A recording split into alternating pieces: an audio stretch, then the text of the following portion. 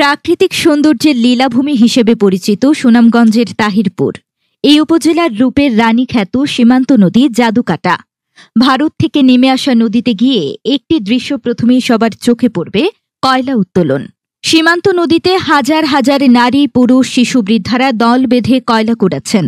এই পাহাড়ি নদী দিয়ে ঢলের পানিতে ভেসে আসা কুড়ানো বাংলা কয়লা কুড়িয়ে বিগত প্রায় ৫০ বছর যাবৎ এলাকার সর্বনিম্ন আয়ের মানুষের বড় একটা অংশের জীবন জীবিকা চলছে।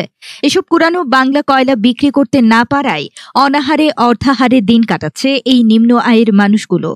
এছাড়াও এই এলাকার অনেক স্কুল পড়ুয়া কোমলমতি শিশু পাহাড় থেকে বয়ে আসা নদী থেকে কয়লা উত্তোলন করে সেই কয়লা বিক্রি করে পরিবারের অভাব ঘোচায়। আমি মনে করেন ডেলি 2 বস্তা 2.5 বস্তা তুলতে পারি, জানি 500 টাকা 450 বস্তা বেশি। কোনো মতে সংসারটা হেসে গেছে আর কি, কোনো মতে মানে কোনো আয় করতে পারি না, বুঝলি না, মানে নেয়া খাই আর সমান সমান আর কি, মানে ছেলে মানুষ লেখাপড়া করাই, মানে কোনো মতে চলতে না হারাকার দম, বুঝে নিচ্ছি। আর কইলা মূলত তুলি 12 তোল দেয়, মানে কুদাল দিয়া, মানে উদ্দুর পানিতে গড়া পানিতে, বুঝলি না। এই মেয়েরা কইলা নৌকা নিয়ে, নৌকা আছে না, নৌকা নিয়ে তুলে আর কি, বুঝে। 1 বস্তা কয়লা এনে মনে করেন যে 1200 দিয়ে দিচ্ছি, ঠিক আছে।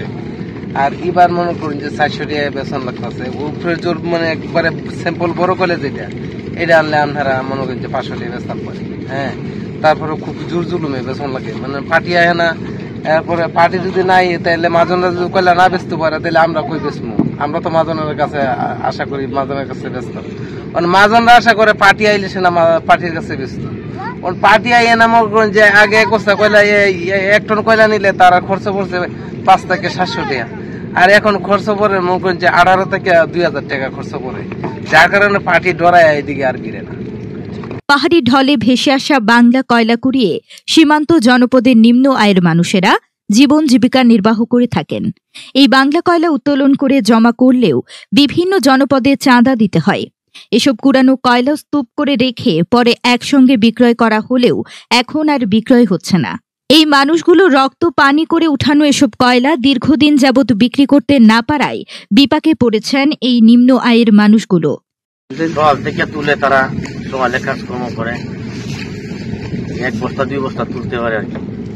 600-700 টাকা আগে আসিন দাম, মানে বাজার টান নাই। শ্রমিকরা তো এমনি অনেক কত তুলবো, একটা শ্রমিকের কাজ করে মাত্র 1 বস্তা 1.5 বস্তা তুলতে পারে।